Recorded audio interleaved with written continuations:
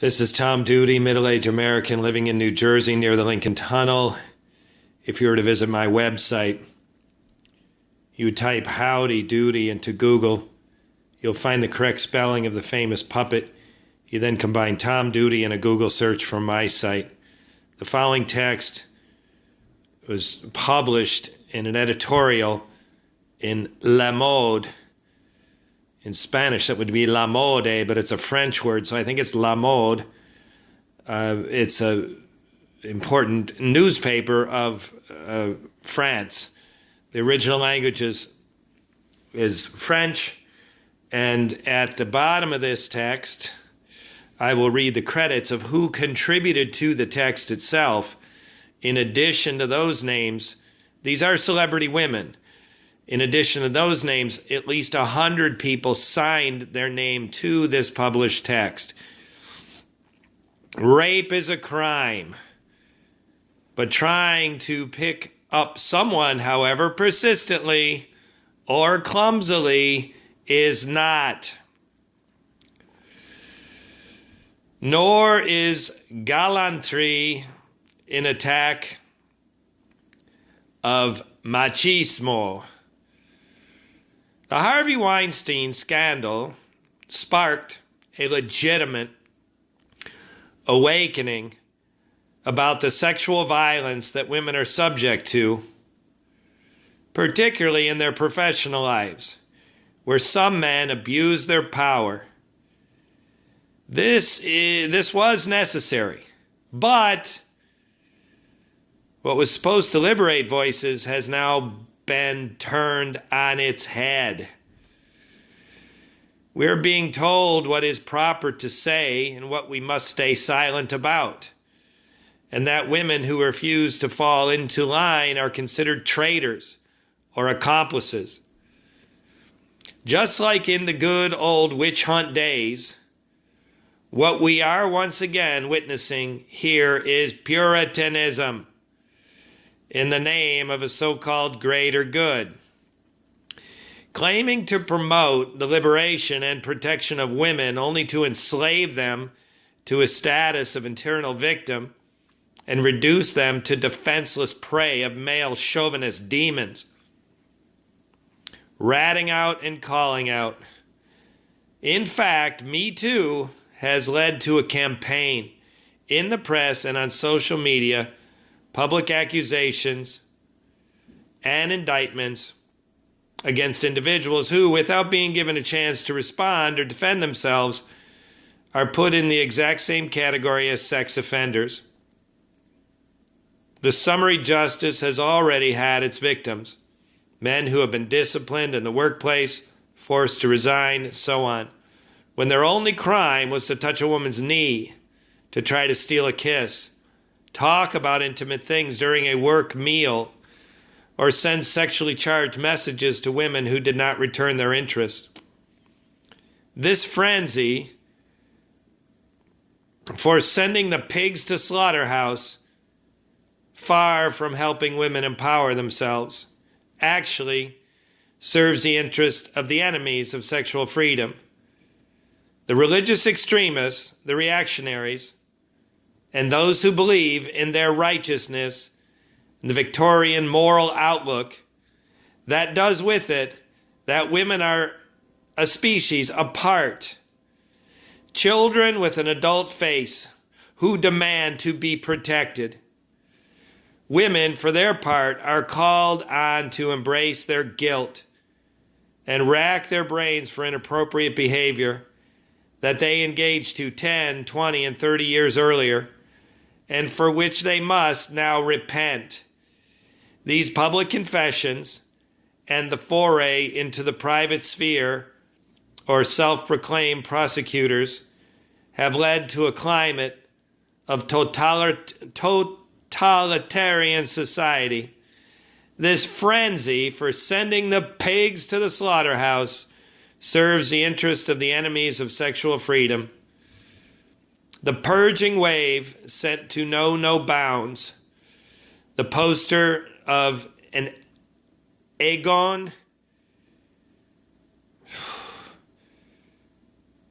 Schiele nude is censored.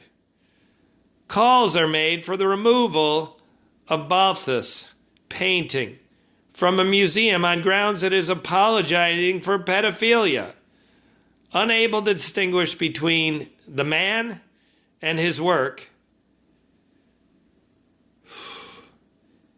Cinémathoque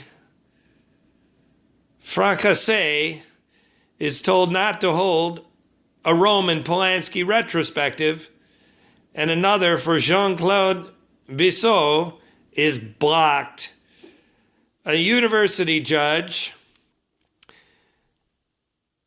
judges the film Blow Up by Michelangelo and Antonioni to be misogynist and unacceptable. In light of this revisionism seen, even John Ford, the Searchers, and Nicholas Poussin, the abduction of the Sabine women, are at risk.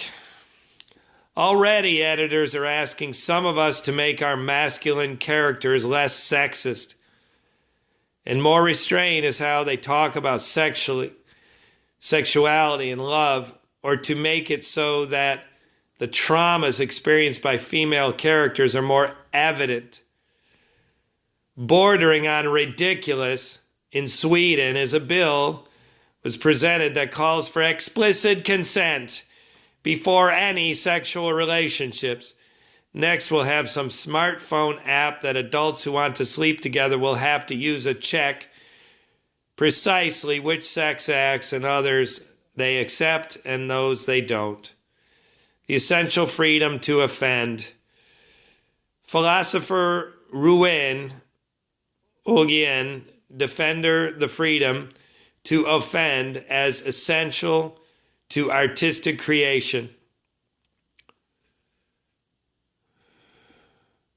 In the same way, we defend the freedom to bother as indispensable to sexual freedom. Today we are educated enough to understand sexual impulses are by nature offensive and primitive, but we are also able to tell the difference between an awkward attempt to pick someone up and what constitutes sexual assault. Above all, we are aware that the human being is not a monolith. A woman can, in the same day, lead a professional team and enjoy being a man's sexual object without being a whore.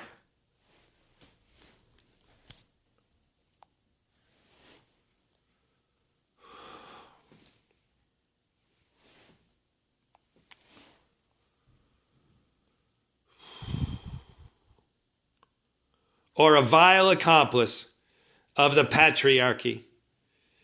She can make sure that her wages are equal to a man's, but not feel forever traumatized by a man who rubs himself against her in a subway, or even that is regarded as an offense.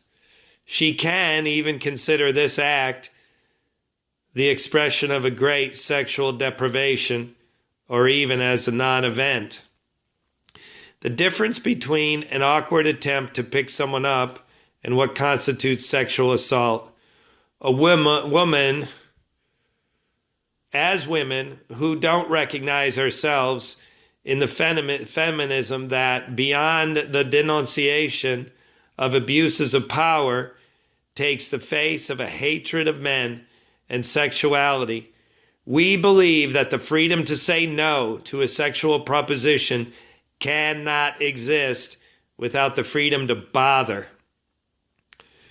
And we consider that one must know how to respond to this freedom to bother in ways by closing ourselves off in a role of prey.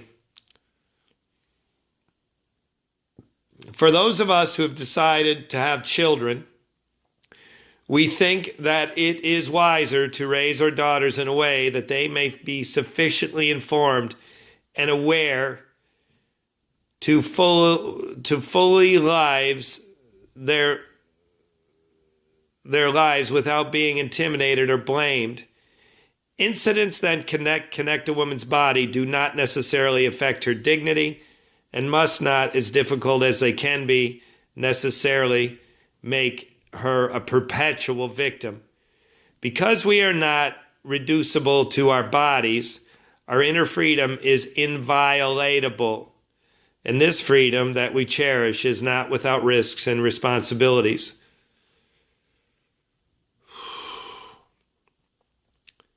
And now reader, me, Tom Duty, will comment on the translation and then I will read the credits. The translation I found by chance in a Google search. So I don't remember who published the translation. So listeners, please be clear, the translation, I felt it awkward, is not an endorsed, I don't believe it's an endorsed translation of the writers. And I was stumbling in my reading for two reasons. One is a difficult French pronunciations when I hit a French word and when it wasn't, and I was trying to make it a French word, and what I thought was a clumsy translation. Then with that reader's note, me, Tom Duty, I stop talking and continue with the credits. Again, these women are credited for contributing to this text in an editorial fashion. In addition, there's 100 women or more who signed this in the newspaper published version. The letter was co-written by 5 French women: Sarah, Chiche, writer, psychoanalyst; Catherine Millet, author, art critic; Catherine Robbe-Grillet,